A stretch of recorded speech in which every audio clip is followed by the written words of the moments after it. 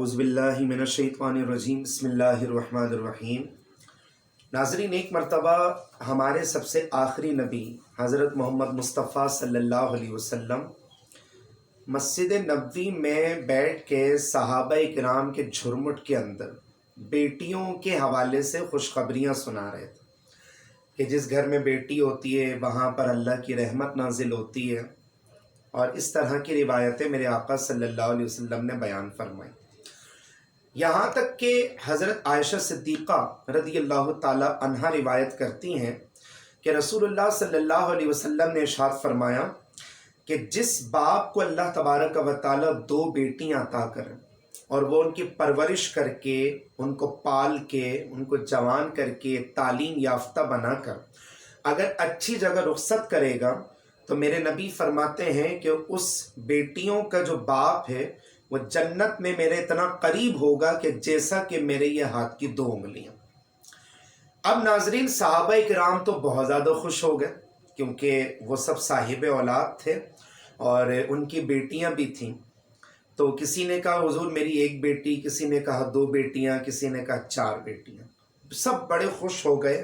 اور کہتے ہیں کہ انوائرمنٹ کے اندر اور ماحول کے اندر کہتے ہیں خوشخبریوں والا ایک ماحول کریٹ ہو چکا تھا۔ لیکن ناظرین، اسی گیدرنگ کے اندر اور اسی مجلس کے اندر ایک صحابی رسول پیچھے بیٹھ کر زارو قطار رونے لگے۔ اب دیکھیں، کسی کو دلاسا دینے کا طریقہ میرے نبی سے سیکھیں۔ قریب بلایا، فرمایا کہ بھئی اتنے اچھے ماحول کے اندر آج میرے غلام کو کیوں رونا آ رہا؟ وہ صحابی رسول عرض کرتے ہیں کہ یا رسول اللہ صلی اللہ علیہ وسلم، آپ نے جو بیٹیوں کے پیدا ہونے کی خوشخبری بیان کی ہے نا، تو یا رسول اللہ صلی اللہ علیہ وسلم جب اسلام نہیں آیا تھا اور زمانے جاہلیت تھا، تو جب میری شادی ہوئی تو شادی کے کچھ عرصے کے بعد اللہ تبارک و تعالی نے مجھے چاند سے جیسی بیٹی عطا فرمائی۔ یا رسول اللہ، وہ چاند نہیں، میرے دل کا ٹکڑا تھی، میرے دل کا سکون، میری آنکھوں کا سرور، میرے دل کا چین تھی۔ وہ اس کو دیکھے بنا میرا جی نہیں لگتا تھا۔ یہاں تک کہ جب میں کام کاج پر بھی جایا کرتا تھا یا کھیتی باڑی وغیرہ کرنے جایا کرتا تھا تو حضور اس کے پیدا ہونے کے بعد میری پوری کوشش ہوتی کہ میں جلد از جلد گھر واپس آ جاؤں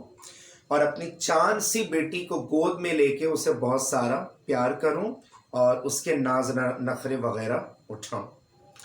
لیکن یا رسول اللہ صلی اللہ علیہ وسلم جیسے وہ میری بچی، میرے چاند کا ٹکڑا، میرے جگر کا ٹکڑا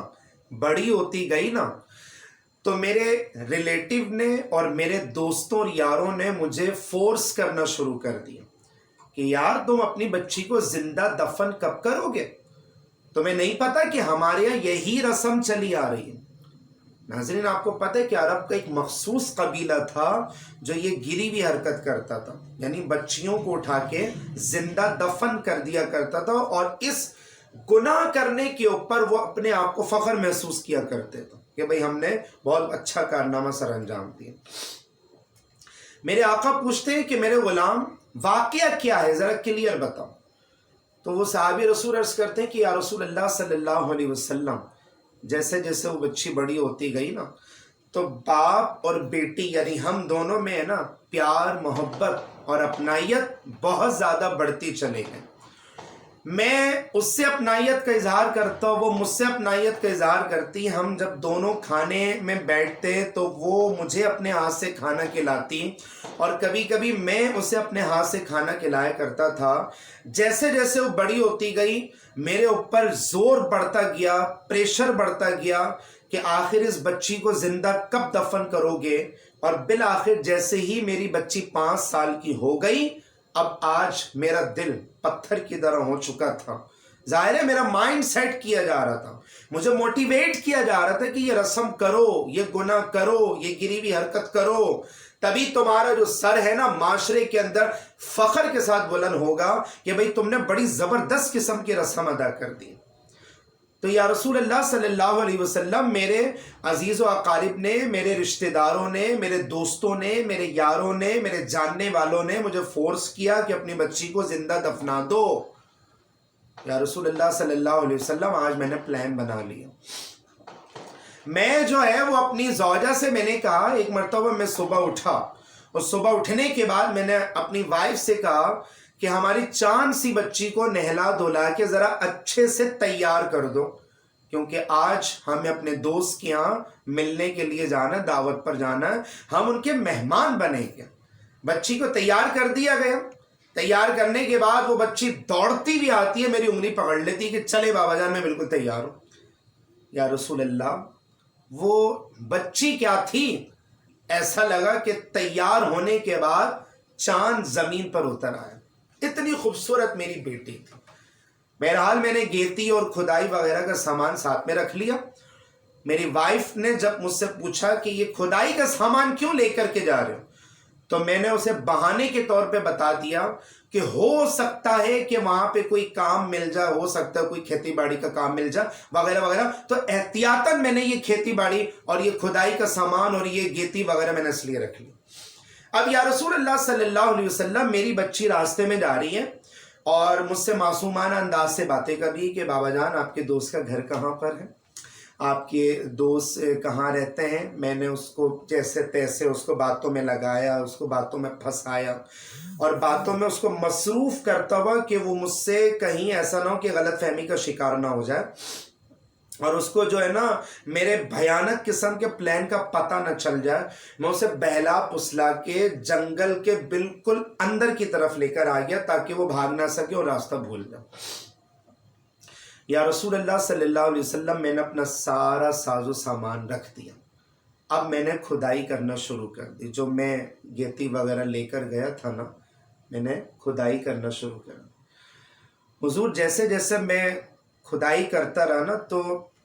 میرے ماتھے پہ جب پسینہ آیا کرتا تھا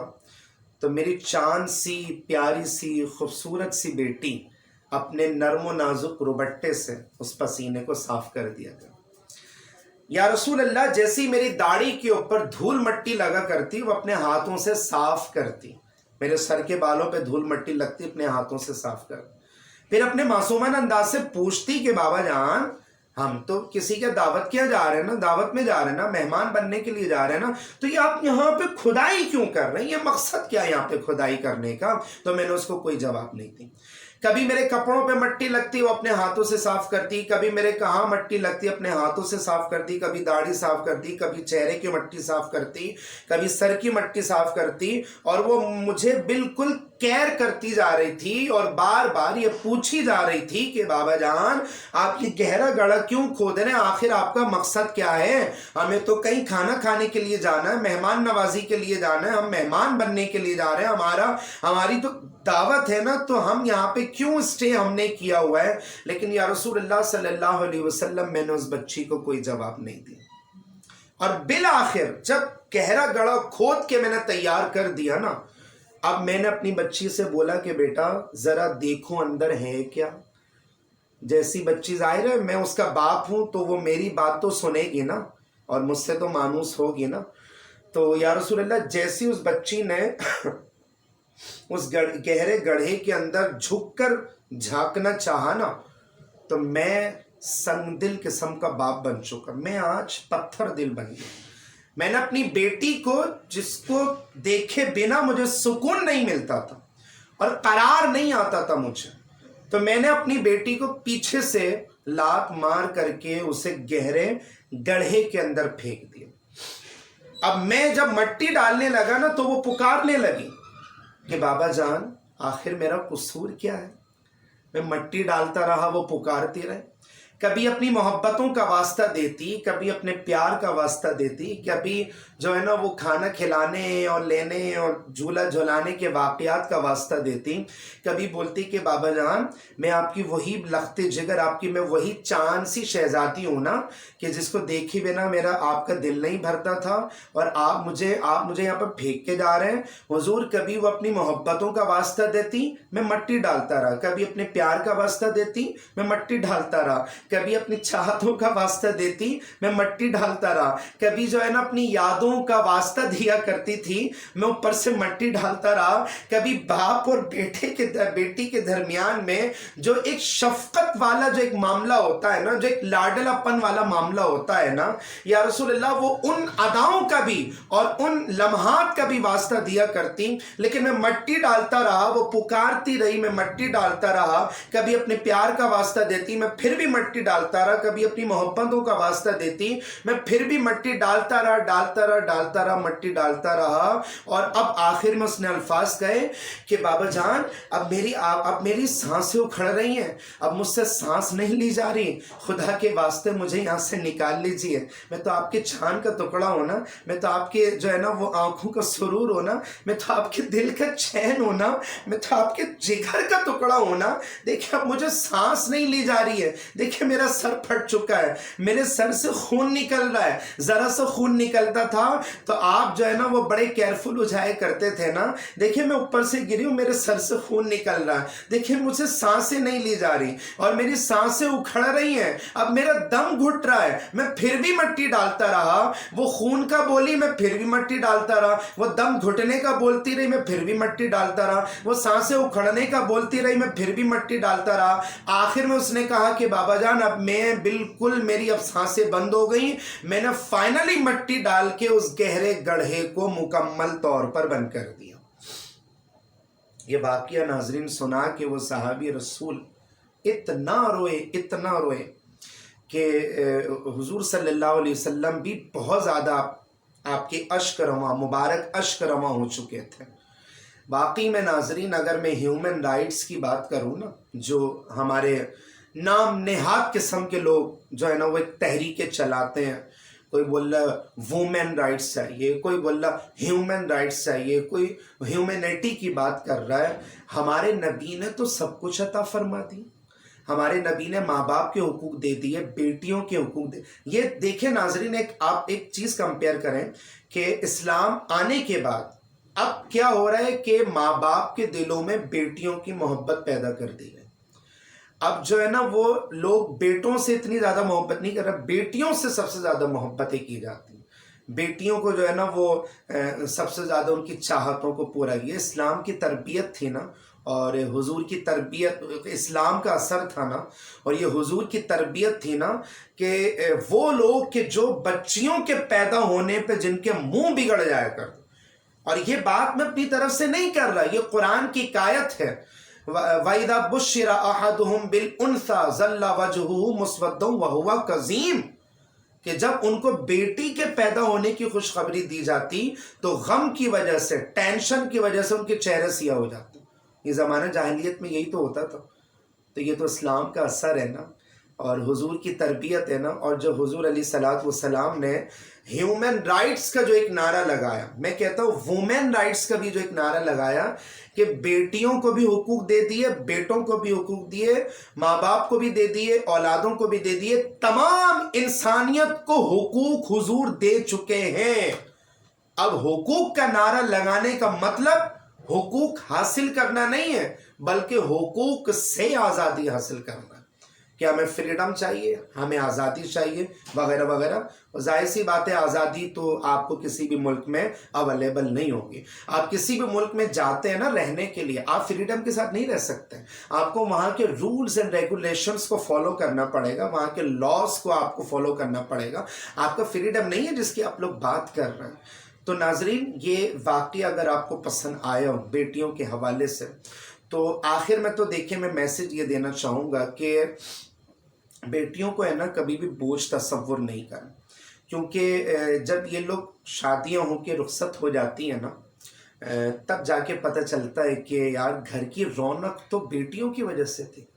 اور اب تو ان کی شادیاں ہو گئی ہیں، اب تو یہ رخصت ہو گئی ہیں، اب تو گھر کا نظام، گھر کا ڈسپلین، گھر کا سسٹم اب وہ نہیں ہے جو بیٹیوں کے ساتھ رہنے میں ہمارے ساتھ ہوا کرتا تھا۔ تو میں اپنے بھائیوں کو بھی یہ بولنا چاہوں گا کہ خدا کے واسطے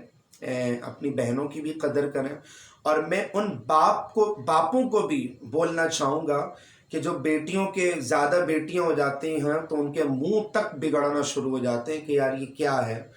پہلی بیٹی، دوسری بیٹی، تیسری بیٹی۔ यकीन माने, देखें हमारे नबी का फरमान हमारे लिए अकीदे की हैसियत रखता है। आप खुश नसीब लोगों में हैं कि अगर आपको अल्लाह ताला ने बेटी अता फरमाई है ना, तो इंशाअल्लाह अल्लाह की अता से, हुजूर की शफात से आप जन्नत में हुजूर के इतना करीब होंगे। हुजूर ने डेमो करके भी बताया था कि जैसा कि मेरे ये हाथ की 2 उंगलियां। इसलिए बेटियों को अल्लाह की रहमत करार दिया गया और बेटों को अल्लाह की नेमत करार। नेमत एक कॉमन वर्ड है, आम वर्ड है, इंडिविजुअल किस्म का वर्ड है, लेकिन रहमत एक पार्टिकुलर वर्ड है, खास वर्ड है। चूंकि बेटियां खास रहमत है ना, इसलिए रहमत का लफ्ज कहा गया, नेमत का लफ्ज नहीं कहा गया, वो बेटों के लिए कहा गया। इसलिए बेटियों की कदर भी करें। घर में कोई सी भी चीज़ लेकर आए तो किताबों में ये लिखा है कि सबसे पहले बेटी को दें, क्योंकि अमूमन इन लोगों का दिल छोटा होता है और ये जो है ना बहुत जल्दी एहसास कमतरी का शिकार होती हैं। तो नाजरीन, अगर आप लोगों की भी बेटियां हैं तो आप जो है ना वो नबी आखिरुज़्ज़मा हज़रत मोहम्मद मुस्तफ़ा सल्लल्लाहु अलैहि वसल्लम के सदक़े, मैं कहता हूँ बहुत खुशनसीब लोग हैं कि इंशाअल्लाह आप जब जन्नत में दाखिल होंगे ना, तब आपको पता चलेगा कि अल्लाह ताला ने आपको कितनी बड़ी बड़ी नेमतें अता फरमाई थी कि सरकार दो आलम सल्लल्लाहु अलैहि वसल्लम का पड़ोस आपको जन्नतुल फिरदौस में अवेलेबल हो चुका है। तो बेटियों के हवाले से, उनके पैदाइश के हवाले से